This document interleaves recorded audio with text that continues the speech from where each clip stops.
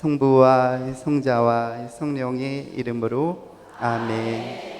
하늘에 계신 우리 아비신 자여, 내 이름의 거룩하심이 나타나며 내 나라에 임하시며 내 거룩하신 뜻이 하늘에서와 같이 땅에서도 또한 이루어지이다. 오늘날 우리에게 일용할 양식을 주시고 우리 죄를 면하여 주심을 우리가 우리에게 득죄한 자를 면하여 주신 같이 하시고 우리를 유감에 빠지지 말게 하시고 또한 우리를 흉악에서 구하소서. 아멘. 성부와 성자와 성령의 이름으로 아멘. 그래서 잠깐 지난 시간 복습 좀 해보면은요, 이제 이승훈이 세례를 받은 사건 때문에 한국교회의 시작은 아니죠. 이승훈이 세례를 받고 그냥 혼자 지 잘난 멋에 그냥 살고 말았다면은 교회의 시작이 되지는 못해요.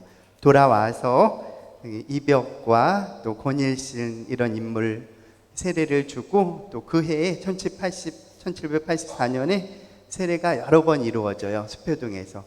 정약용, 정약전 형제도 그 해에 세례를 받고, 뭐 우리 유명한 최창현 같은 인물, 성경을 번역했다고 하는 중인 최창현, 요한 같은 인물도 다 이 해에 세례를 받게 돼요. 이때부터 지속적인 기도 모임이 형성되면서 한국교회의 시작이라고 부른다고 말씀드렸어요. 그래서 이승훈, 그리고 백다록은 보돌루라고 중국어로 발음하면서 베드로의 음역이죠. 한국교회 반석으로 세례를 받게 됩니다.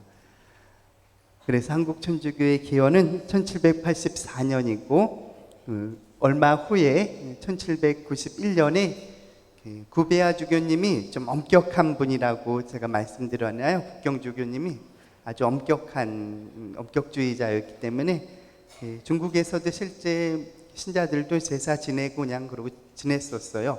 근데 그걸 실천하지 않은 예수의 선교사들을 해산시키고 새로운 주교님이 오셨을 때 아주 엄격하게 그걸 실시하게 되는데, 한국교회가 생겨난 걸 알고 너희도 똑같이 금지를 실행하라 라고 했고, 바로 윤지충, 권상영 이 인물은 일반 양반들도 가난하면 제사 안 지내는데 나는 천주교가 이걸 하지 말라고 해서 제사를 지내지 않는다고. 근데 나는 국가법을 어긴 것이 아니라 천주교의 가르침을 따르기 위해서 제사를 지내지 않는 거라고. 이 위패 나무에 부모님 이름이 적혀 있는 것이 정말 내가 부모라고 생각했으면 그걸 불태워서 땅에 묻었겠냐고, 그런 뜻은 아니고 다만 천주교회에서 금지하기 때문에 내가 제사를 지내지 않았다고 항명을 했지만 사형을 당했습니다. 1795년 주문모 신부님이 입국했고 6개월 만에 발각됐는데 피신시키기 위해서 3명이 포도청에 가서 그날로 맞아 죽는 사건이 있었죠. 1801년에 신유박해가 일어났었습니다. 주문모 신부님 그림이죠. 그래서 1794년 12월 말에 들어오셔서 4,000명에서 10,000명, 6년 동안 6,000명 들었죠. 1년에 한 1,000명씩 세례를 주신 거예요. 혼자 다 주셨냐 그러진 않으시고 이제 함께 보조자들이 있었죠. 평신도 봉사자들이 많이 있었습니다. 신유박해 때 주문모 신부님을 비롯해서 이승훈, 정약종, 황사영, 강완수, 굴lum바 이런 인물들이 거의 300여 명 가까이 순교하게 되죠. 이때가 비록 성직자가 한 명이었지만 한국교회에는 가장 순수하고 열정적이고 또 그 교리 내용도 아주 높은 수준의 교리 내용을 공부했던 가장 순수한 한국교회 초기 교회 시기였어요. 그리고 나서는 이제 시대가 바뀌어서 교우들은 뿔뿔이 흩어져서 교우촌으로 가요. 교우촌이 왜 산에 형성됐는지 아세요? 산 쪽으로 이렇게 형성됐는데 왜 그랬을까요? 그쵸. 예, 피해 가다 보니까 그런 건데, 그래서 되게 그들의 생활은 화전민이라 그러죠. 이렇게 남아있는 그 땅에다가 그 농사를 짓고 이렇게 살았고, 또 뒤로 가면은 담배 농사, 옹기 장사를 왜 많이 하냐면은요, 흙만 좋으면은 이문이 많이 남는데요. 6배, 10배 이상의. 그래가지고 옹기 장사를 많이 하게 되죠. 그리고 또 하나의 이유는 조금 병임박해 전후로 있었던 일인데, 이 교우들을 잡아야 그렇게 썩 도움이 안 됐다는 거예요. 그래서 자기 관할구역이 아니면 포졸들이 잡지 않는 규정이 있습니다. 자기 관할구역. 그래서 대략 산 쪽에 가면은 경계에 있어요. 그래서 안 잡을 테니까 절로 좀 넘어가라고. 그리고 실제로 있었던 일이에요. 그리고 경계쯤에, 이렇게 산에 경계쯤에 자리 잡았다는 얘기도 전해요. 근데 선교사들이 없으니까 뭘 못해요. 사제가 없으니까 뭘 못해요. 땅거 기도는 다 할 수 있죠. 세례도 할 수 있어요. 근데 다른 성사를 못 보는 거예요. 그러니까 좀 우리 한국 교회도 생각해 주십시오. 그 내용들이 그래요. 우리 교회는 박해를 당해서 지금 기도문조차 없으니까 좀 책도 보내주시고 우리 선교사도 좀 보내주십시오 하는 편지를 여러 차례 보냅니다. 그러다가 결국은 1831년에 파리 예방 정교회에서 우리가 맡아서 하겠다고, 브리게르 주교님이 내가 직접 하겠다고. 근데 처음에는요, 예수회를 시켰는데 예수회는 이미 해산 상황에서 지금 막 다시 이제 활동 재개할 수 있는 그런 상황이라 활동에 힘이 없었어요. 그래서 예수회는 안 한다 그랬고, 파리 예방 정교회도 안 한다 그랬어요. 거기 알지도 못하는 그 나라, 그 불안한, 그러니까 굉장히 위험한데 우리 돈도 없고 선교사도 없고 안 가겠다고 그랬는데, 브리게르 주님이 태국에 계셨거든요. 내가 가겠다고 해가지고 모두 설득시켜서 파리 예방정교회가 맡게 돼요. 하지만 들어오셨어요? 못 들어오셨어요? 브리게르 주님 못 들어오셨어요. 방해를 놨죠. 누가요? 포르투갈 이렇게 선교 우선권이라고 하는 특별한 조약이 있었는데, 동아시아 쪽에는 포르투갈, 아메리카 대륙은 스페인이 우선권을 갖고 있었어요. 선교 우선권을. 그래서 그쪽 포르투갈 출신의 주교님 사제들이 들어가지 못하는 방해를 좀 하게 됩니다. 그래서 브리게르 주교님 오시다 뺑뺑 돌다가 내몽고 지역의 적봉이라고 하는 지역에서 갑자기 돌아가시고, 다행히 이제 모방 신부님이 대신 그 권한을 이어받아서 한국에 들어와요. 근데 최근에 연구에 의하면은, 지난주에 말씀드렸나요? 모방 신부님이 뭐 권한을 받아서 간 줄 알았더니 사실은 아무도 권한을 안 줬는데 지가 괜히 나서가지고 한국에 오신 거예요. 실은 지가 그러면 안 되죠. 선교사 성인한테. 하여튼 당신이 그냥 알아가지고 이렇게 그냥 나서가지고 열정에 내가 대신 해야지 하고 오셨다는 거예요. 기록상 고난을 위임받은 게 없어요. 사실 고난 위임받지 못하면 가면 안 되는 거거든요, 교회법적으로. 근데 당신이 조선에 들어오는 바람에 한국 교회가 본격적으로 외방정교회 선교사들이 올 수 있는 길을 마련하게 되죠. 실은 조선대목구 설정할 때 조건이 있었습니다. 브리게르 주교가 첫 주교로 가되 설정을 하되 두 가지 조건이 있다. 하나는 반드시 선교사가 조선 땅을 밟아야 하고, 그 이후에도 지속적으로 안전하게 선교사가 들어가야만 이 교구는 인정된다라고 하는 조건이 있었어요. 브리게르 주교님 말고 그 다음 모방 신부님이 들어오지 않았다면 어떻게 돼요? 취소가 되는 거예요, 교구 설정이. 그런 와중에서 모방 신부님이 그래도 이렇게 무조건 달려오신 거예요. 그래서 1836년에 처음으로 발을 이 땅에, 조선 땅에 서양인 선교사가 발을 밟았고요. 그 다음이 샤스탕 신부님 우측에, 가운데 앵베르 주교님이 또 1837년 겨울에 들어오시게 됩니다. 이렇게 선교사 이야기 몇 개 해드렸죠. 와가지고 한 2달 한글 배워가지고 성사 줬다. 가능하다고 말씀드렸죠?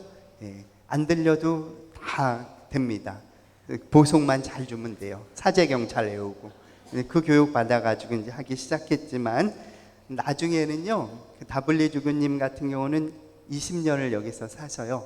한글 문법 책도 만들고 한글 사전도 만들어요. 라틴어, 불어, 한글 사전. 그래서 신문 받을 때 한국 사람보다 한국말을 더 잘 알죠. 사전을 만든 사람이라. 그래서 이제 그랬던 분들이에요. 그래서 앵베르 주교님이 지금 오늘 시간 시작 기도했던 그 기도물을 완성했다는 거. 처음에는 제천, 아동부자, 이게 뭐 한문, 중국어도 아니고 한글도 아니고 이상한 기도문을 외우고 있는 걸 보고, 이 한문 글자 그대로 읽으면 안 되고 한글 해석을 해서 기도문을 외워야겠구나 하고 고치게 됩니다. 보여드렸죠? 옛날 제천 아동부자 한문, 이것을 이렇게 읽었다는 거예요. 제가 일부러 만든 기도문이 아니라 실제로 이렇게 기도문이 썼다고 적혀 있어요, 문헌에. 이렇게 읽으면 뜻을 알겠어요? 아등, 원이, 명, 현성. 여러분 모르잖아요. 옛날 뭐 유학자들은 알았나 봐요. 한문을 원체 잘해서. 근데 하늘에 계신 우리 아비 신자여 하고 이렇게 고쳐서 이제 기도를 바치게 됩니다. 최양업 신부님, 최방재, 김대건 소년, 15세 소년이 유학 갔고요. 기해 박해가 시작될 무렵 이제 순교자들의 일기, 기해 일기를 쓰기 시작합니다. 옛날에 읽었던 성경 주석서예요. 주일과 축일의 복음을 이렇게 쭉 쓰고 거기에 해설을 달고 뒷부분에 가면은 이렇게 한 대목을 따다가 그것을 주석을 달아요. 한 길게는 뭐 10쪽씩 주석을 달아요. 한 대목에 대해서. 그리고 그 뒤에 가면은 3가지 그 주일에 묵상 주제를 주고 오늘날 본기도에 해당하는 기도문이 마지막에 붙어서 나오는 책이에요. 굉장히 두꺼운 책이죠. 1년에 주일, 축일, 대축일이 다 들어가 있는 책이니까요. 1836년에 출발해서 마카오까지 얼마나 걸렸다고요? 걸어서 한 6개월. 걸어서, 그때 뭐 버스가 있어요? 뭐가 있어요? 순 걸어서 힘들면 쉬었다가 해서 6개월 가서 마카오에 가서 신학 공부를 하게 되죠. 이제 기해 박해가 찾아오게 됩니다. 앵베르, 모방, 샤스탕 신부님 비롯해서 119명, 이 가운데 70명이 바로 성인인 거예요. 기해 박해 순교자 중에 70명. 그리고 이때 순교하니까 선교사가 또 한 명도 없죠. 3분 있었는데 3명 다 순교해 버리셨어요. 그러니까 43년에 페레올 주교님 임명되죠. 그래서 김대건 신부님이 거기서 함께 중국에서 만나서 김대건 신부님이 배 타고 모셔오죠. 김대건 신부님 왜 라파엘호예요? 선교사들이 이제 이 과정을 얘기해 드릴게요. 김대건 신부님은 북쪽의 소팔가자라고 하는 지금의 길림성 교촌 마을에서 최양업 부제와 김대건 부제 서품을 주게 돼요. 신학생. 근데 사제 서품을 바로 같이 주려고 그랬는데 만 24세가 안 됐어요. 그때 23살이었어요. 교회법으로 그게 불가능해서 좀 기다리자 하고 김대건 신부랑 같이 북쪽으로 해서 압록강 쪽으로 해서 들어가려고 그랬어요. 근데 상황이 여의치 않으니까 김대건 부제 너 혼자 들어가서 상황을 보고 오너라. 근데 가가지고 교우들하고 배를 타고 상해로 온 거예요. 1년 후에. 그래서 1년 후에 이제 페레올 주교님이 그 소식을 듣고 다블리 주교 신부님이라고 하는 그분하고 둘이 해가지고 김대건 신부님하고 교우가 11명이 있었어요. 11명의 그 뱃사공 교우들이 있었는데 그 중에 실제로 뱃사공은 아무도 없어요. 다 농사 짓던 사람, 그나마 기술자 한 명이, 목수 한 명이 있었고 아무것도 모르는 그냥 농사만 짓던 온 사람들이에요. 근데 배가 아주 조그만 거였어요. 그래가지고 두 분 선교사들이 똑같이 편지를 남기는데, 와, 여기 어떻게 저 배로 여길 건너왔을까? 그들의 믿음은 대단하다. 하지만 이걸로 다시 돌아갈 수 있을까? 참 걱정이다 하면서 라파엘 천사한테 정말 간절히 무사히 풍랑을 만나도 잘 견디도록 도와달라고 청하면서 라파엘호라고 이름을 붙입니다. 선교사들하고 해서. 그래서 라파엘호가 됐어요. 김대원 신부님은 이제 상해에서 들어가기 전에 조선에 가면 소품식 하기가 너무 어렵다. 상해에서 하고 가자 해가지고 서품을 먼저 받으세요.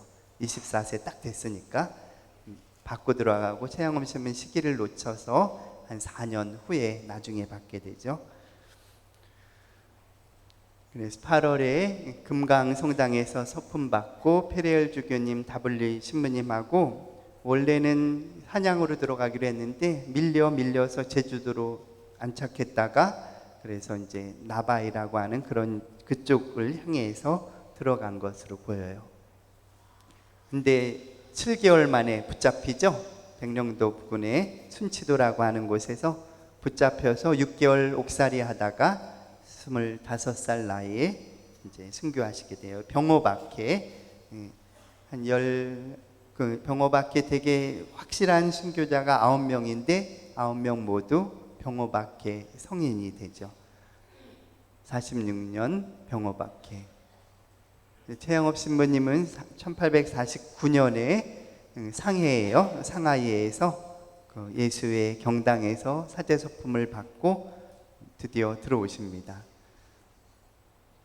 하루에 뭐 평균 20km 이렇게 한참 다니실 때는요, 그렇게 20km 뭐 마라톤 선수도 아니고 하여튼 그렇게 다니셨어요. 때로는 단 2명, 3명의 교우들에게 영성체어 영해주로 2박 3일을 그 교우들을 위해서 달려가시죠. 그러다가 11년 6개월 만에 과로가 심했었어요. 마지막 스승한테 보낸 편지, 이분이 갑자기 돌아가시기 전에 보낸 마지막 편지에 뭐라고 되어 있냐면은, 스승한테 나는 요즘에 하루에 10리 정도뿐이 못 걷습니다. 10리면은 한국으로 10리면은 4km 정도 되거든요. 그러니까 많이 지쳐 있었던 거예요, 몸이. 그러다 계속 무리하시다가 11년 6개월 만에 이렇게 과로와 창티푸스로 돌아가시고 베론에 무덤이 있죠. 그 얼마 1854년에 페레올 주교님 사망하시게 되는데, 최영업 신부님하고 이 페레올 주교님은 좀 뭐가 안 맞았나 봐요. 편지에 보면은 자기 마카오에 있는 스승한테 페레올 주교님은 하여튼 이렇게 양반하고만 어울려 다니고 하여튼 이렇게 어려운 사람 잘 이렇게 돌보지 않는 것 같다고 막 욕하는 대목이 막 나와요. 그래서 모르겠어요. 김대원 신부님한테 먼저 소품을 빨리 줘서 화가 나서 그러신 건지, 아니면 실제로 좀 페레올 주교님이 못마땅한 부분이 있었던 것 같아요. 베르네 주교님이 바로 임명됩니다. 제4대 대목구장 임명돼서, 이분은 원래 베트남에서 한 1년 선교하다가 붙잡혀가지고 사형 1개월, 6개월 이상 고문을 받고 사형당하기 직전에 프랑스 지금 군인에 의해서 이렇게 계약으로 이렇게 데리고 오게 된 거예요. 그리고 나서 조선에 다시 들어와서 근 10년을 지내시다가 병인박해까지 교구장을 하신 거예요. 10년 넘게. 그 오시자마자 뭘 하셨냐면 1850년에 이렇게 신학생 사제를 만드는 거, 이 나라 사제를 만들어서 교회가 살아날 수 있도록 하는 게 외방전교회의 첫 번째 목표예요. 그래서 그 일을 제일 먼저 하셨고요. 그렇게 10년을 이렇게 많이 살았는데, 이제 병인박해 얘기부터 오늘 본론으로 들어갈 거예요. 근데 그 전에 이때 삶이 제법 선교사 삶들이 비교적 괜찮았어요. 1845년, 46년 병호박해 이후에 근 20년 동안은 비교적 자유로웠는데 이유가 있습니다. 헌종 철종 시기에 박해가 느긋한 것이 있었는데, 특히 철종 같은 경우는 자기 할아버지 때가 어머니도 그렇고 신자였었어요. 정조의 배달은 은원군 이인이라고 하는 인물이 정조의 배달은 동생이었는데 그이가 아들 담이라고 하는 이가 영모죄 때문에 자기도 이제 피해를 보고 강화도에 유배를 가면서 살았는데 이제 신유박해 때 1801년 박해 때 어머니 신마리아도 그렇고 부인도 그렇고 두 분 다 신자였거든요. 어머니랑 자기 부인 다 신자였는데 피신할 때 주무모 신부님을 자기 궁에다 숨겨주기도 해요. 그리고 왕족인 남편은 강화도에 유배가 있는 상태고, 그래서 신마리아가 그때 이제 그 문책을 당해서 사형을 당할 때 사약을 받을 때 우리 천주교 신자는 자살하지 못한다고 그래서 억지로 먹였다는 전승이 전해져 와요. 그의 이제 남편이 이인이라고 하는 강화도 사람인데 신유박해 때 사약받고 같이 죽습니다. 신자도 아닌데요. 연자제로 해가지고 이제 그 아들의 아들이 바로 철종이에요. 강화도령. 이렇게 헌종 다음에 후사가 없으니까 어떻게 왕족 중에서 한 명 데리고 와야 되는데 좀 천찮은 사람 갖다 앉혀놓고 이제 권력자들이 허수아비로 만들려고 강화도령을 데리고 온 거예요. 근데 철종도 자기 부모 때 할아버지 때 신자였다는 걸 알아요. 그러니까 천주교에 대해서 박해를 약간은 무마시키는, 법으로는 금지되어 있지만 실제로 실행하지 않았던 것 같아요. 그래서 그러한 자유 때문에 나름대로 아주 자유를 조금 누리는데 기호품을 많이 갖고 옵니다. 선교사들이 어떤 선교사는 150kg을 갖고 와요. 여기 조선에 들어올 때.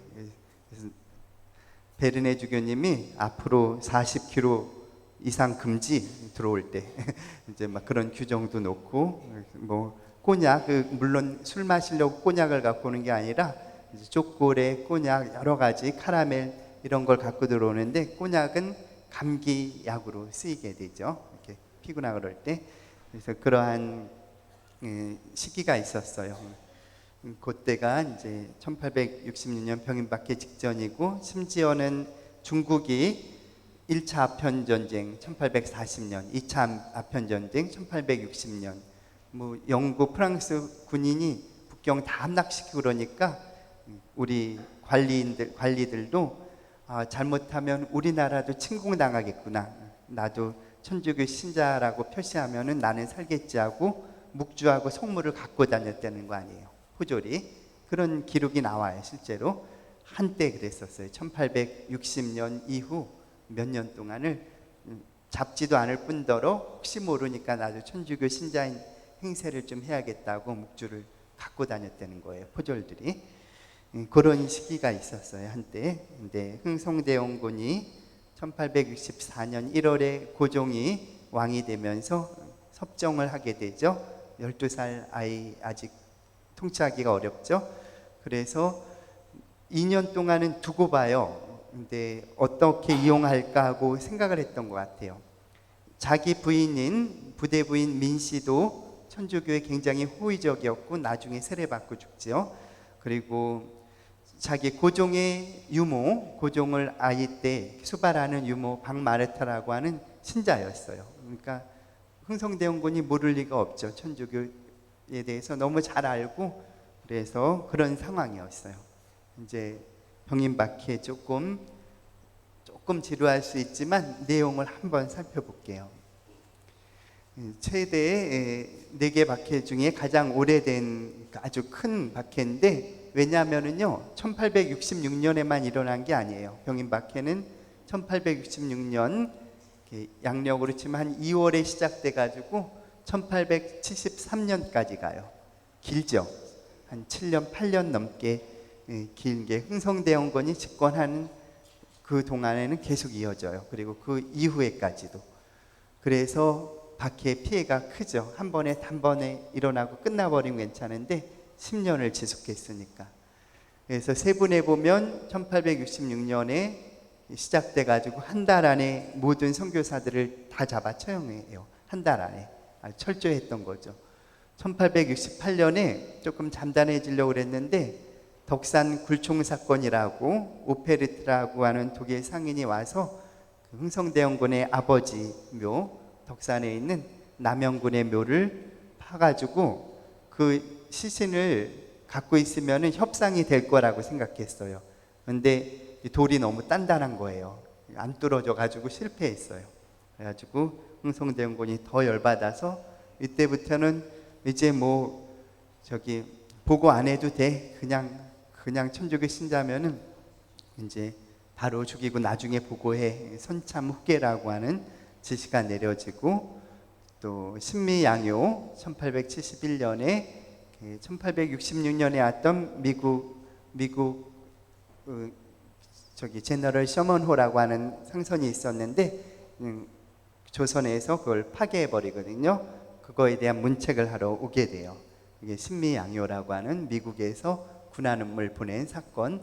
이때 척삽이라고 하는 척삽이라고 하는 것이 전국적으로 설치가 됩니다. 절주산에 가면 이렇게 나와요. 서양 사람이 침범했는데 싸우지 않고 화평하게 되면 그것은 매국자다 하고 이렇게 전국에 설치하게 돼요. 지난 시간에 보여주었던 선교사들의 일반 복장, 이렇게 가리면은 누가 물어봐도 어떻게 하면 된다 그랬어요. 내가 부모를 위해서 더 지금 기도 중에 있기 때문에 대답을 안 해도 되는 거예요. 이 좋은 풍습 때문에 그나마 선교사들이 다닐 수 있다고. 그리고 이제 샤스탕 신부님의 마지막 편지, 그 샤스탕 신부님의 후손 이야기 제가 해드렸죠. 이게 샤스탕 신부님의 성화상인데, 이분이 돌아가셨다는 소식을 듣고 누굴 불렀다고요? 사촌 형을 불러다가 그린 첫 번째 그림이 자기 지금 집 방에 있는 그림인데 나머지는 이거의 카피라고. 제가 뭐라 그랬다고요? 아니 왜 본인이 아니고 사촌 그림 닮았으니까 괜찮다고 그냥 거기서 거기라고 그러시더라고요. 그렇게 해서 이제 발단을 한번 좀 볼게요. 이제 12살 고종이 왕에 즉위하니까 이제 흥성대원군은 섭정을 하게 돼요. 조대왕 대비가 역시 이제 그 안동깁시 관리들을 면직되고 풍양조씨죠, 흔히. 저는 평양조씨입니다. 풍양이 아니라. 뭐 상관없어요. 사실은 보는 사실 아무 상관없어요. 그렇죠? 태어난 곳도 아니고 평양 전 가보지도 못했는데 우리 저기 조상이 평양이었던 거죠. 뭐. 그래서 부대부인 문씨는 그 당시 뭐 어떻게 했냐면은 고종의 즉위에 감사하는 미사를 봉헌해 달라고. 비신자도 미사를 청할 수 있거든요. 그래서 선교사들은 그 고종을 위해서 미사를 봉헌하라고 주교님이 지시를 해요. 이것은 비밀로 하고 내가 그 청함을 받았으니까 이 고종을 위해서 미사 한 대씩 해다오 하고 편지를 보내요. 그렇게 했고, 유모도 박마르타라고 하는 이가 있었는데, 그 다블리 주교님이요, 20년을 넘게 살았던 다블리 주교님은 이 편지에 이런 글을 남겨요.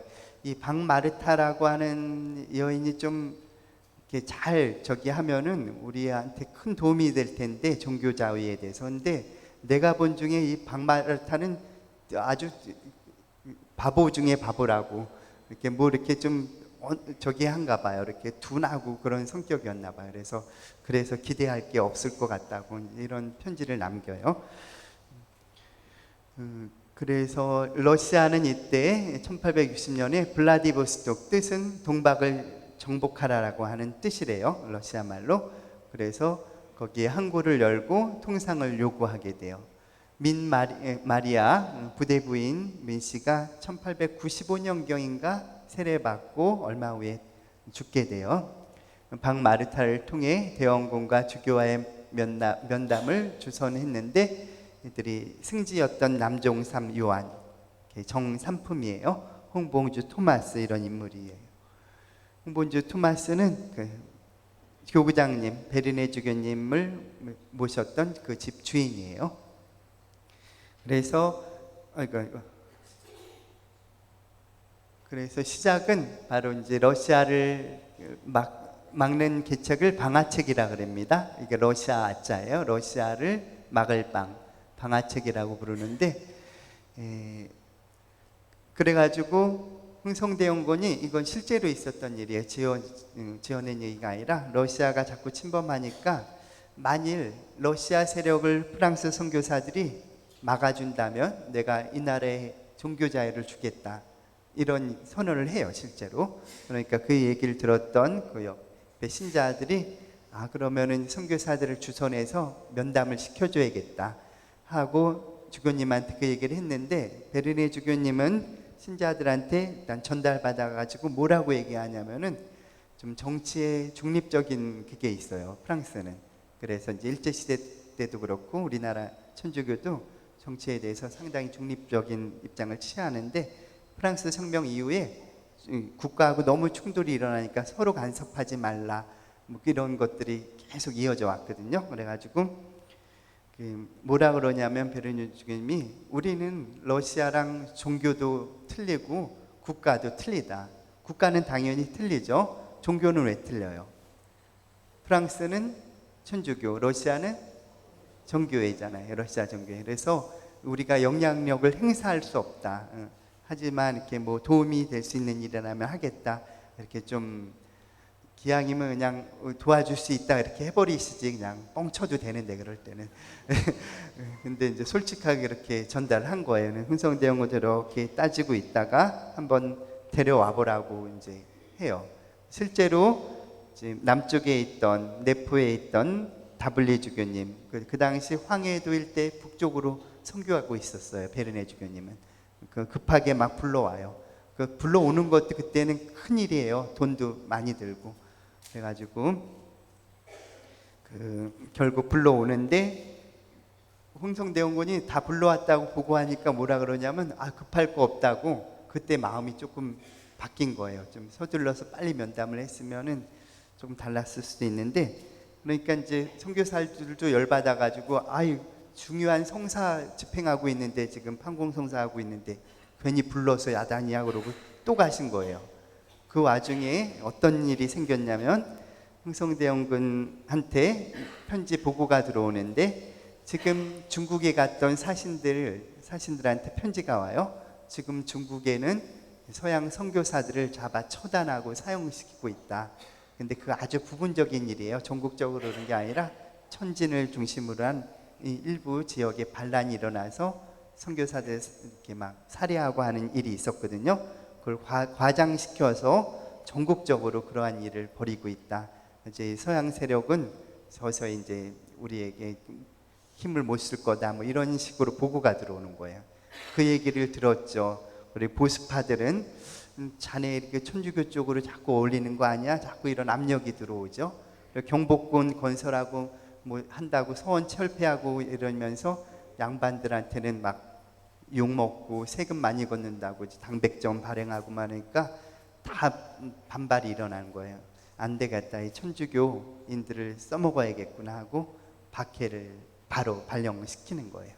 그러면서 실제로 또 그 천주교 신자들의 재산을 몰수하는 과정에서 상당 부분 국고로 들어간 것도 무시 못하죠. 이제 그러한 이유로 박해가 일어납니다.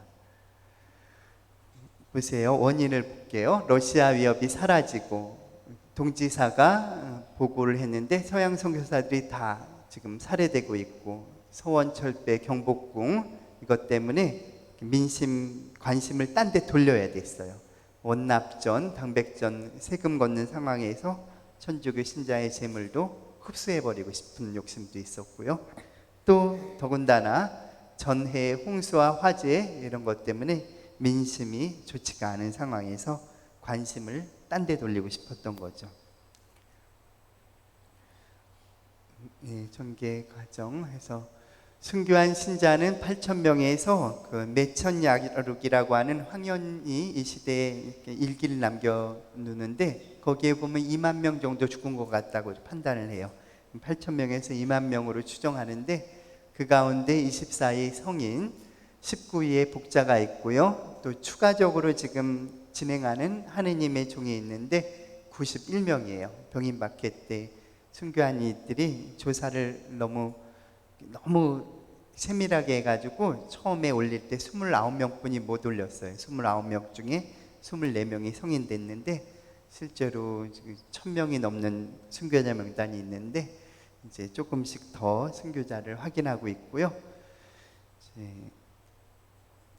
시복시성 얘기하면서 이제 근대로 이렇게 넘어갈게요. 시복자, 시자 요 글자를 한번 일러드린 적 있나요? 제가? 이게 무슨 시자예요? 말씀원에다가 더하리, 말을 더해준다. 시오 붙일 시자라고 불러요. 시오를 붙인다. 시오가 뭐냐면은 어떤 장수나 왕족이 훌륭한 일을 하게 될 때 그 사람이 죽은 다음에 가족들이 청원을 해요. 훌륭한 일을 했는데 좀 명예를 달라고 청원하면 왕이 이름을 내리는데, 예를 들면 이순신은 충무공 이순신, 죽고 나서 주어진 이름이에요. 이렇게 우리는 복되다라고 하는 복자와 거룩하다라고 하는 성인의 이름을 붙이는데 그걸 시복시성이라 그래요. 그 단계는 하느님의 종, 그 다음 가경자, 복자, 성인. 근데 예전에는 하느님의 종 해서 이게 초기조사가 완전하다라고 쳤을 때 바로 가경자 호칭이 됐었어요. 지금은 교황님에 의해서 따로 가경자라고 호칭해 주지 않으면 그 지역에서 공경할 수 없어요. 하느님의 종은 순수하게 후보자에 지나지 않아요. 이렇게 84년에 대목구장 불랑주교님. 근데 이제 요 얘기를 좀 해드릴게요. 12명의 선교사가 있었어요. 1866년에. 그 중에 9명이 순교하시고 3명은 어떻게 됐을까요? 3명은 탈출했죠. 다행히 탈출을 했는데 나중에 리델 주교님이 이제 교구장이 되시게 되는데, 리델 문서라고 불리우는 이분이 남긴 편지에 보면은 그때 숨어서 도망갔던 일화들이 많이 나와요. 몇 가지 재밌는 일화를 좀 전해드릴게요. 이제 한 번은 그렇게 박해가 있다라는 소문을 듣고 일단 집으로 가면 그 중요한 책과 돈도 있고 재물도 있고 그래가지고 그걸 가지고 도망치기 위해서 자기 집 쪽으로 향해서 갑니다. 신자들의 도움을 받아가지고요. 지나가다가 어느 포졸이 자네 꼭 서양인처럼 생겼는데 이렇게 봤다는 거예요. 그래서 아니라고, 한국말을 한 5년 배웠으니까 아니라고 그러고 가슴이 섬뜩했대. 그러고 지나갔다는 거예요. 어떻게 그 사람 딱 보면 알 텐데 그 사람들은 어떻게.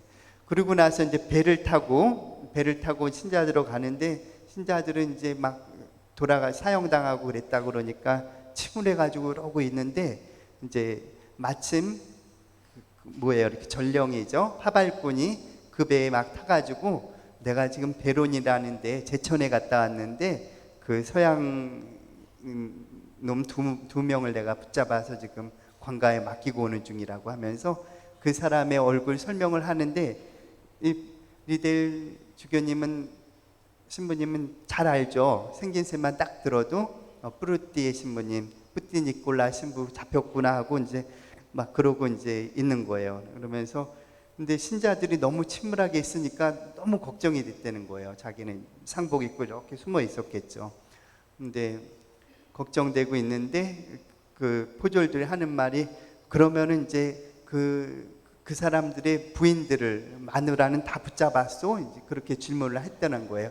그 사람들은 마누라가 없대. 그러니까 그러면 살림은 어떻게 하나? 그랬더니 마침 같이 있던 포졸이 그걸 내가 어떻게 알아요? 그러니까 신자들이 그걸 웃으면서 얼굴이 펴져가지고 다행히 이제 더 저기 안 됐다고 이런 기록들이 나타나요. 그리고 이제 그것뿐 아니라요. 지나가다가 주막에 잠깐 쉬고 가는데 그 포졸이 와가지고 막 보자고 그랬던 걸 신자가 이 지체 높은 양반 집 어디 쉬고 있는데 어딜 들어가냐고 이렇게 막고, 또 지나가다가 완전히 들킨 상황에서 마차가 지나가는 상황에서 몰래 관심을 딴 데 돌린 다음에 피신시켰던 어떤 일화들이 그렇게 해가지고 피신을 간 거예요. 나중에 이제 배 타고 서양으로 해가지고 저기 상해 방향으로 해가지고 피난을 갑니다. 그런데 이 세 분 다 들어오려고 무진 노력했지만 리델 주교님만 잠깐 들어왔다가 우리 병인양요 원정 때도 통역 자격으로 왔었고요. 그 이후로 10년 후에 잠깐 들어왔다가 또 6개월 있다 붙잡혀서 6개월 감옥 생활하다가 다시 들어가요. 페롱 신부님은 오페르트 도굴 사건의 통역자로 쫓아왔다가 교회에 문책을 받고 그런 나쁜 일에 가담을 했다고 이제 쫓겨나요. 그래서 나머지 두 분, 페롱과 깔레 신부님이 탈출했는데 두 분은 나중에 둘 다 수도원에 가서 공세 수도원에 가서 조선을 위해서 기도하다가 돌아가시게 돼요. 리델 신부님은 교구장으로 있다가 이제 뇌출혈이 일어나가지고 자기가 건강하게 활동을 못한다고 해서 이제 블랑 주교님을 임명하게 됩니다.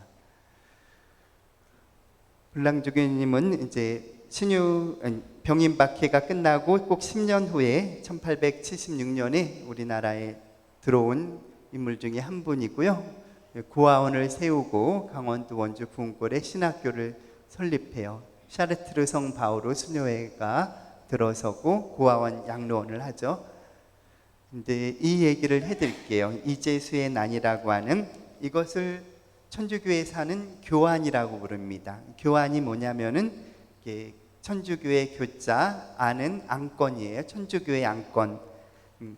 천주교 신자와 비신자가 이렇게 여러 가지 문제 때문에 싸움이 벌어져요. 그 싸움이 그냥 사적으로 끝나면 되는데 이게 천주교의 프랑스라고 하는 그런 배경, 프랑스 공사관과 일반 백성의 조선 정부가 확대돼 가지고 조선 정부와 프랑스 정부랑 싸움이 이루어지는 것을 교안이라고 불러요.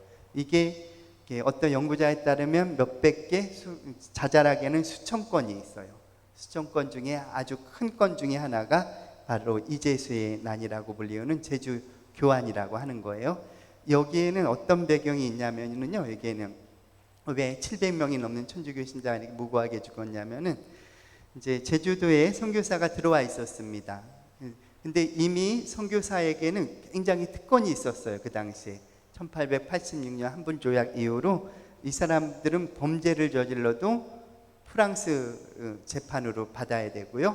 이게 치외법권이라 그러죠. 그 사람에게는 우리 조선법으로 처리할 수가 없어요. 그런 특권이 주어지고 호조, 곧 여권만 있으면은 어디든 다닐 수 있는 그런 조건을 붙여준 거예요. 그래서 이제 그런 특권이 있기 때문에 신자들이 어려움이 있으면은 세금을 정부가 너무 많이 내라는 거예요. 그래서 그런 우리가 지금 이렇게 보는데 이거 다 못 낸다고 선교사한테 찾아가면 선교사가 약간 사실은 압력을 가하면 안 되는 건데 압력을 강해요. 그 정부 고관들한테 이렇게 세금을 많이 거두면 되냐고 해가지고 세금을 좀 줄이고 천주교 신자들이 이득을 좀 본 거예요. 제주도 안에서. 그런 상황에서 이제 봉세관이라고 하는 내륙에서는 세금을 거두러 해마다 파견을 보냅니다.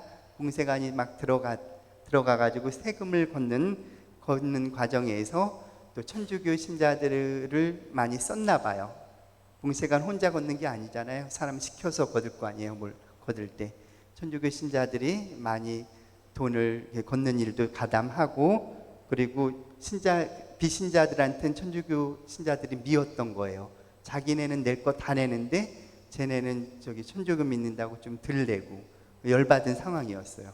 근데 또 돈 거들어 오니까 나서서 자기네가 또 더 거들려고 그러고, 이재수를 중심으로 해서 가지고 안 되겠다 해가지고 그 관덕정 관가를 그냥 접수해버린 거예요. 무기를 동원해가지고 접수해버리고 천주교 신자들 다 들어와 700명 해가지고 거기 그냥 몰살을 시키게 된 사건이에요. 사제도 얻어맞고 몰래 도망 나왔고 그 세금 거들어간 봉세관도 배 타고 몰래 도망 나옵니다. 이것을 서울에 보고해서 재판을 열려서 관계자들을 사형시키고, 우리 서로 교민조약이라고 하는 서로 좀 존중하고 간섭하지 말자. 사제는 정치가는 이 종교 안에 이러한 일을 간섭하지 말자라고 하는 조약이 생기죠. 이게 일어난 게 이재수의 난이에요. 제주 교난이고 700여 명으로 이 정도 사망한 것으로 보이고요. 일제시대로 이제 넘어가면서 일제시대 때는 사실 우리 독립운동 부분에서는 부족함이 많아요. 개신교에 비해서. 근데 우리 그냥 그나마 안중근 토마스 아니었으면 우리 뭐 손 내밀 것도 없었는데 아주 큰 건이라 그러면 안 되죠. 이거 하여튼 큰 건을 하나 해주셔가지고 이제 근데 실제로 열심한 안악 지역에 아주 열심한 황해도 지역에 열심한 그 신자였고 부모 때부터요. 그래서 그 동생 안명근도 그렇고 이렇게 국가를 위해서도 많이 활동했던 분들이 많이 있어요. 천주교 신자들 안에서. 이것은 무슨 장면일까요? 무슨 장면일 것 같아요? 1925년에 교황 비오 11세에 의해서 79위 이 복자 탄생하는 이 과정이 결코 쉬운 일이 아니에요. 순교자 명단을 갖고 실제로 어떻게 죽었는지 목격 증인 증언도 있어야 돼요. 이 옛날 법에 의하면. 그러한 증언을 다 가지고 그걸 라틴어로 번역해서 교황청에 올려서 회의에서 이게 맞느냐 틀느냐 다 판단해서 기적이 일어났느냐, 이 사람 이 순교자에 의해서 기적이 일어났느냐 이게 다 통과해야만 그게 되는 거예요. 근데 이제 순교한 사람들은 복자가 되려면 2개의 기적이 필요한데요. 순교한 사람들은 순교 자체를 하나의 기적으로 인정해줘요. 그거야말로 하느님의 섭리에 의한 기적이다. 또 하나 기적을 반드시 확인해야 되는데 교황님이 관면할 수가 있어요.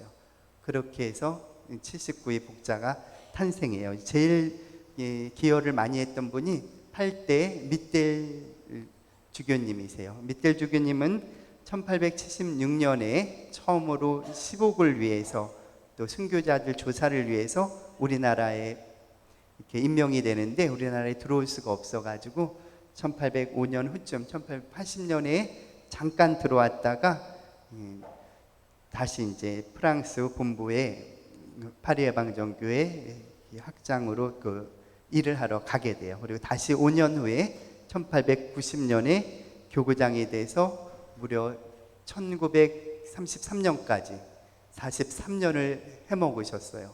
교구장을. 해먹었다 그러면 안 되는데 이것도 혹시 이거 유튜브 올리려면 편집해 주셔야 돼요. 통편집. 해 잡섰다고 그래도 안 되고 해 드셨다고 그래도 안 되고 그렇죠? 하여튼 43년을 이제 교구장 8대 교구장으로 계셨는데 이렇게 순교자들에 대해서 이렇게 굉장히 관심이 많으셨어요. 그래서 1925년 79위 순교자 시복식이 이루어졌고 이것을 위해서 예를 들면 1923년에는 도시락을 싸들고 옛날 규장각 거기 가면은 뭐 추앙급 구간 포도청 등록 이런 실록 같은 그 기록을 천주교 관련된 것을 그때는 카피고 이게 안 되니까 베껴가지고 도시락 싸들고 가서 종일 그 일을 하시고 그러셨어요. 시복을 위해서요. 이게 1925년에 있었던 일이고 1939년에 잘못됐어요. 34년으로 고쳐야 돼요. 34년에 라리보 주교님. 밑델 주교님이 43년을 교구장 하셨는데 이분은 기록의 왕이에요. 모든 선교사들이 오간 편지를 남기고 거의 바로 돌아가시기 전날까지 빠짐없는 일기를 남기셨고 상당한 그리고 그걸 밑델 문서라고 부르는데 어마어마한 기록을 그대로 남기셨어요. 반면에 라리보 주교님은 1934년부터 1940년, 한 7, 8년 하셨는데 이분의 기록은 아무것도 되는 거예요. 근데 얘기를 들어보니까 그 당시에 신부 몇 명 되지도 않으니까 야, 너 어디 절로 가, 이번에 절로 가. 그러고 말으셨다는 거예요. 이분 기록이 별로 없어가지고 그래도 이제 관련된 기록을 찾으면 나오긴 하죠. 그런 차이가 있으세요. 한국인 최초의 주교님, 1942년에 노기남 주교님이 이때 태평양 전쟁 시기 때 실은요 이렇게 모두 일본 주교로 바뀌던 시절이었어요. 그 사이에 서울만큼은 한국 사람으로 하자 해서 파리의 방신문이라고 작전을 펴서 교황청에 올려서 노기남 주교님 됐죠. 여기 여담으로 우리 추기경 김추기경님도 그렇고 그 시대 때 1900 태평양 전쟁 때 신학생이었는데 그때는 무조건 군대를 가야 됐어요. 학장 신부님이 군대 가지 않으면 퇴학이었기 때문에 무조건 가야 됐거든요. 그래서 45년에 태평양 전쟁이 끝나는 그 시기에 훈련받고 가시다가 미군 포로로 잡혔지요. 김충현님은. 그리고 제가 모시던 최서구 신부님이라고 교회사에 평생 하시던 분은 장교로 뽑혔는데 자기는 장교 안 한다고 해서 사병으로 일본으로 갔다가 그러니까 작전 수행할 때 바로 도망가 버리셨대요. 근데 그거는 거의 죽음이나 다름없는 거래요. 그 당시 타령은. 근데 그러다가 일본 여인을 만났다고 뭐 이쁜 여인을 만났다고 그러더니 그 다음부터는 얘기를 안 해주시더라고요. 하여튼 그러고 나서 해방을 맞이했어요. 그에 다행히 8월에 핵포탄 투여로 태평양 전쟁이 끝나게 되죠. 1944년 강제노역 일제시대 말기죠. 우리 또 남북 전쟁이 있었고 노기남 대주교님 은퇴, 김추기교님, 그리고 28년에 병인박해 순교자 24의 복자가 생겨요. 69년에 김추기교님, 이 다음 84년에 백삼이 성인이 탄생하게 되죠. 이제 정리를 할게요. 84년에 0.0001%의 신자였어요. 근데 지금이 아니라 2011년에 그래도 10%가 넘어갔죠. 2011년이에요. 45년에 한 명의 사제, 지금은 4,490명, 5,000명 넘었습니다. 현재는요. 명동성당 딱 하나의 본당이었어요. 근데 지금은 어떻게 됐어요? 1,609개, 지금 더 늘었을 거예요, 아마 본당은. 그래서 지금 후반기 부분도 좀 할 얘기가 사실 많은데요. 오늘 간략하게 병인박해 이후로 중요한 사건만 좀 말씀드렸어요. 그래서 한국교회는 이렇게 전체적으로 제가 마지막 평가를 하면은 정말 평신도의 힘으로 함께 이렇게 세웠던 교회였고, 그리고 선교사 영입과 함께 정말 선교사 함께 어우러지는 그런 교회로 출발했어요. 그리고 선교사의 도움으로 체계를 잡아가고 박해 안에서 끊임없이 무너지지 않고 다시 설 수 있었던 그런 교회라는 생각이 듭니다. 이러한 역사 기억하면서 신앙생활에도 어려움에 항상 새로 설 수 있는 그런 신앙의 길이 되면 좋겠습니다. 마침기도 같이 읽을까요? 성부와 성자와 성령의 이름으로 아멘. 성총을 가득히 입으신 마리아여, 내게 하려하나이다. 주 너와 한 가지로 계시니 여인 중에 너 총복을 받으시며 내 복중에 나신 예수 또한 총복을 받아 계시도소이다. 천주의 성모 마리아는 이제와 우리 죽을 때에 우리 죄인을 위하여 비로소서. 아멘. 성부와 성자와 성령의 이름으로 아멘. 수고 많으셨습니다.